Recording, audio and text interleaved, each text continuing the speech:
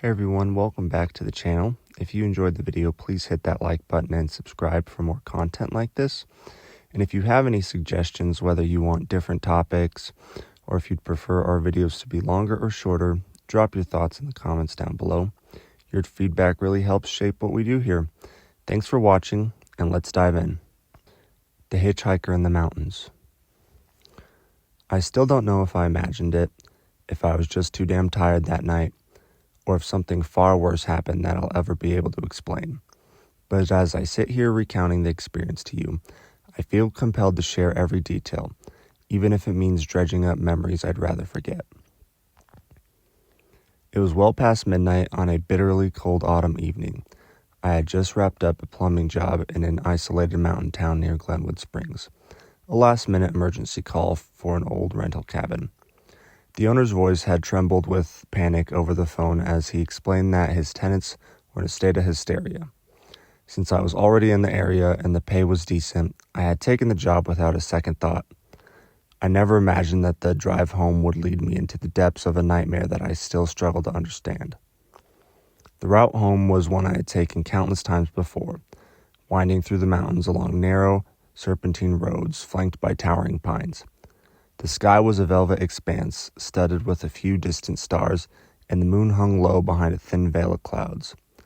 My truck's headlights cut through the inky darkness, revealing only stretches of nothingness between occasional clusters of trees and the odd highway sign.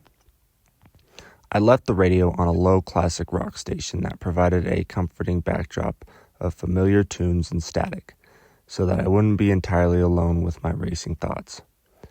At first, the drive was uneventful. I could feel my mind slowly unwinding from the stressful day, focusing instead on the hypnotic rhythm of the tires rolling over the asphalt. But about an hour into my journey, something caught my attention. There, up ahead in the beam of my headlights, was a figure standing at the edge of the road.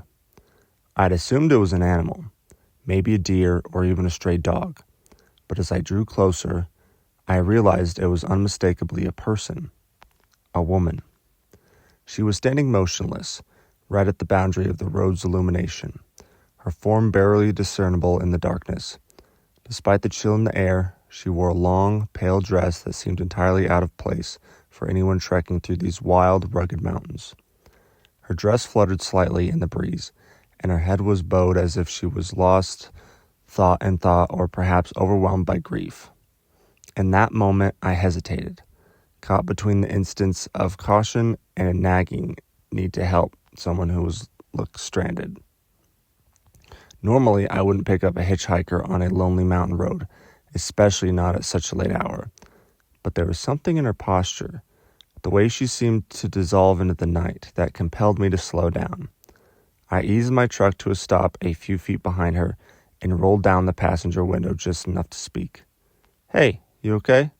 I called out softly, my voice echoing in the quiet night. For several heartbeats, she remained silent.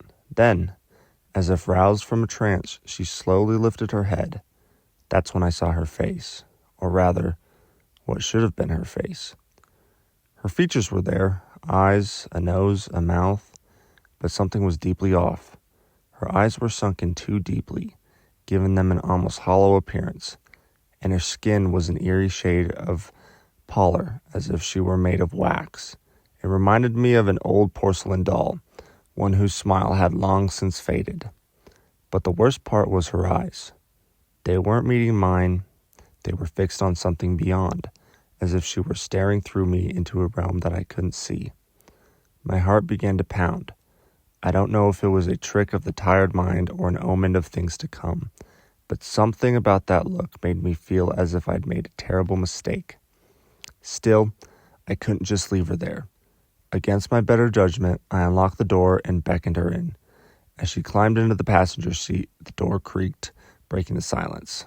A cold, damp scent, like wet leaves and decaying earth, filled the small space. I tried to dismiss it as nothing more than a chill of the night, but the smell clung to the air, unyielding and heavy.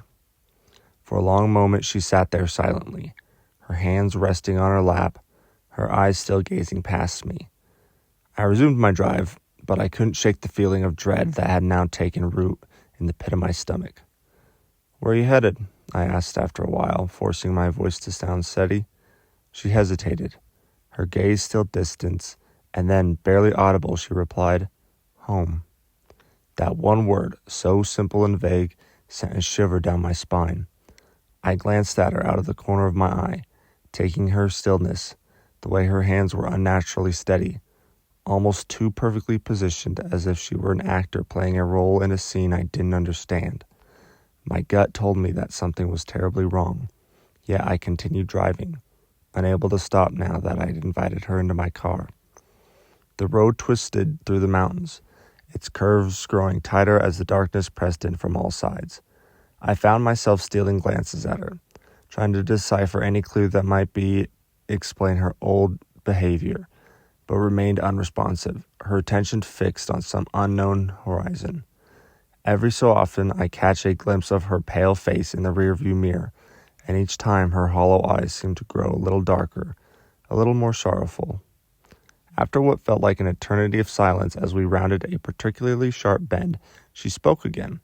"You should slow down," she said, her voice barely whisper above a whisper, yet laden with an urgency that sent a jolt of fear through me.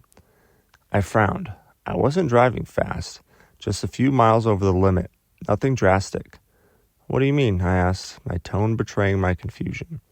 She turned her head slowly, that same deliberate movement that had unnerved me earlier. "You should slow down," she repeated. There was an instance in her tone, as if she were trying to warn me of an impending disaster that I couldn't yet see. For reasons I can't fully explain, I let off the gas. The truck coasted for a few seconds before I eased into the brake. My eyes darted to the road ahead. That's when I saw it, a wrecked car, barely 20 feet away, laying in the middle of the road. It was an old sedan, its front crumpled against the fallen tree. Hazard lights dimly flickered in the gloom. I froze, heart hammering in my chest. I realized if I heeded her warning, I would have collided with it. I pulled the truck to a stop and turned to the woman. "How the hell did you—" I began, but stopped mid-sentence as I looked at the passenger seat. The seat was empty. The door had not opened. There was no sign of her at all. The cold truth hit me like a freight train. She had simply vanished. I sat there for several agonizing minutes, staring at the empty seat, trying to convince myself that I hadn't just experienced some elaborate hallucination. The scent of death, damp earth lingered, stubborn and inescapable, even though she was nowhere to be found. With trembling hands, I turned my attention back to the wreck. My headlights illuminated the twisted metal and shattered glass, revealing the sad remains of what had once been a vehicle. And then slowly, I noticed something inside. A body. A woman slumped over the steering wheel, her head tilted to one side in internal response. My stomach churned with a mix of horror and disbelief. I stepped out of the truck, my boots crunching on the gravel as I approached the wreck. Every step felt surreal, as if I were moving through a nightmare from which I would not wake. I reached the driver's side and peered through the broken window. My blood ran ice cold when I saw her. It was her. The same pale dress, same haunting, unseeing eyes. But now her face was void of the strange life I'd seen earlier. It was cold and lifeless, as if she had been waiting for me to discover the truth. I stumbled backward, phone clattering from my hand. My breath came in ragged gasps as I tried to comprehend what I was witnessing. I dialed 911, my hand shaking so badly I nearly dropped the phone again. I could hear my own voice, thin and quivering, as I reported the accident, the missing woman, and the inescapable sequence of events. When the police arrived later that night, they examined the wreck meticulously. They confirmed that the woman had been reported missing 3 days earlier, last seen on the same stretch of mountain road on her way home. There were no other footprints, no sign that anyone had been with her or that she had ever been in my truck. It was as if she had materialized out of the darkness, ridden with an otherworldly urgency, only to vanish moments later, leaving behind only an ominous premonition. Over the following days, I found myself haunted by the encounter. Every time I closed my eyes, I saw that vacant stare, the empty passenger seat, and the wreck that had seemingly defied the laws of reality. I tried to rationalize it all. Perhaps I had just been so exhausted that my mind had conjured the woman in my truck. But there was something too real about the sensations. The chill in the air when she was near, the overwhelmingly scent of damp earth that clung to the car even after she disappeared, and that moment of utter terror when I saw her lifeless body in the wreck.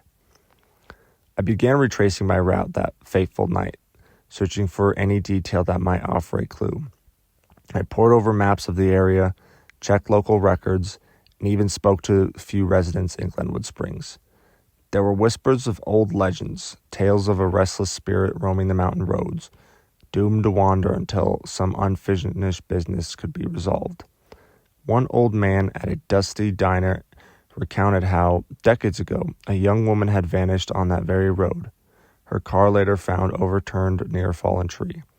The story was dismissed by many as mere folklore, yet it resonated with the uncanny nature of what I'd experienced. Late one night, driven by equal parts dread and curiosity, I returned to the spot where the wreck lay. Under the harsh beam of my truck's headlights, the broken sedan looked more like a relic of a forgotten tragedy than a modern accident. I stood there, alone in the biting cold, listening for any sound that might break the silence, any whisper of life, or the soft rustle of footsteps on gravel. For a long time, nothing happened. But then, just as I was about to turn away, I heard it. A faint, almost impeccable murmur, like someone reciting a sorrowful prayer. I couldn't tell if it was the wind or something else entirely. My mind raced with possibilities. Could it have been her? Was her spirit still lingering by the wreck, trapped in a loop of unfulfilled desires or regret? I stayed there for what felt like hours, the murmur growing fainter until it merged with the silence of the mountains. In that moment, I understood that I had encountered something that defied logical explanation, a presence that existed on the fringe of our world, slipping in and out of the veil of reality. In the weeks that followed, I tried to resume my normal life. I went back to work, resumed my daily routines, and even attempted to put the incident behind me. But the mountains have a way of calling you back, and each time I drove along those winding roads, I could feel that same eerie presence lurking just at the edge of perception. I began noticing subtle signs, a cold spot on the dashboard when I least expected it, a fleeting reflection in the rearview mirror that wasn't mine, and the persistent feeling of being watched by eyes that had long since faded. I started researching local histories, seeking answers in dusty archives and faded newspaper clippings. There were accounts of strange occurrences on that stretch of road dating back nearly a century. Stories of travelers encountering ghostly figures of phantom hitchhikers who vanished without a trace, and of a young woman whose life had been cut short in a terrible accident. One faded article described her as a spectral beauty doomed to wander the mountain passes in search of solace and redemption. The more I read, the more I began to suspect that that woman in my truck was not merely a figment of an overworked mind, but perhaps a forgotten manifestation of that long-forgotten tragedy. One evening, unable to shake the obsession, I drove back to the scene. The night was unusually clear, and the full moon cast a silvery glow over the landscape. I parked a little way off the road and sat in the truck, waiting, hoping to catch another glimpse of the inescapable phenomenon. Hours passed with nothing but familiar rustle of pine needles and the distant call of a night bird. Then, as I dozed off, I was startled awake by a gentle tap on the window. My heart jumped to my throat, and I peered into the darkness. There, bathed in the pale moonlight, was the outline of a figure, a woman in a long, tattered dress, her face obscured by shadow. I fumbled for the door handle, too afraid to move, too entranced to look away. The figure did not move closer. Instead, she raised a hand slowly, as if beckoning me to come forward. For a moment, I felt an inescapable pull, a compulsion to follow her lead.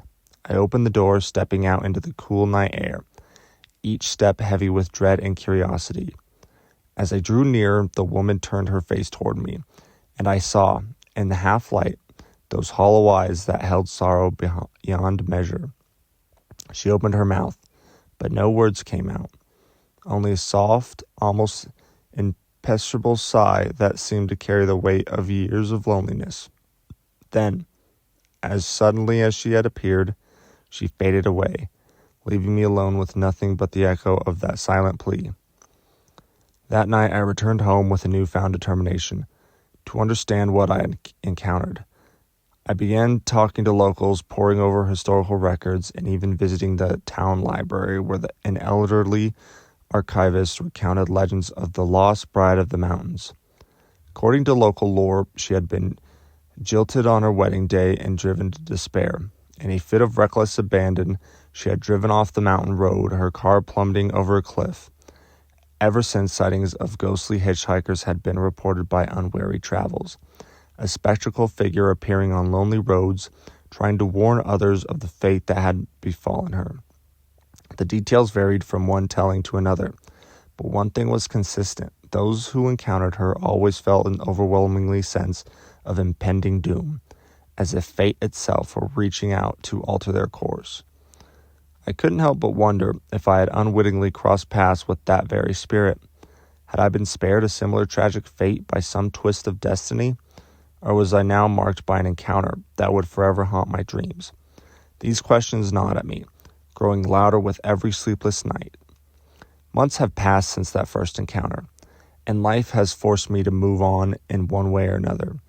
But every time I take the mountain road, the memory of that spectral hitchhiker is never far from my thoughts. I try to focus on the beauty of the landscape, the crisp, cool air, the ancient trees standing guard along the roadside, and the silent majesty of the mountains. But there is always a shadow lurking just beyond the periphery of my vision. I have even begun to wonder if fate will ever grant me the courage to stop and seek answers once more, to confront the mysteries that seem to have woven themselves into the fabric of the lonely road. Now, whenever I recount this story, I do so with a mixture of fear, sorrow, and reluctant awe. I have learned that sometimes the past is not entirely dead. It lingers in the spaces between our memories, in the quiet whispers of the night, waiting for the moment when our paths cross again. Whether I was touched by a restless spirit seeking redemption, or cursed by an encounter that defied explanation, I remain forever changed by that night. The mountains have a way of leaving their mark, etching memories into our souls that no amount of time can erase. So, if you ever find yourself driving alone along these winding mountain roads on a cold, dark night, remember my story. Keep your eyes open and trust that instinct that tells you when something isn't right. Because sometimes, in the blink of an eye, you may find that the past has reached out from the darkness, an echo of sorrow and regret that will follow you long after the road has ended. I've come to accept that there are things in this world that defy understanding, forces that move in ways that logic cannot grasp. And though I still struggle with the weight of that night's events, I also feel a strange sense of gratitude. Gratitude for having been given a glimpse into a realm where the boundaries between life and death, memory and reality, blur into something far more profound and haunting than I ever imagined. As I finish this tale, I cannot help but wonder if, somewhere out there on the dark mountain road, the spirit of the lost hitchhiker still waits, a silent guardian of the road, a specter of the past determined to guide those fated to share her lonely journey. And if you ever encounter her, know that she may not be a harbinger of doom, but rather a reminder that in every twist and turn of life, there are secrets hidden in the darkness, waiting for the right moment to be revealed.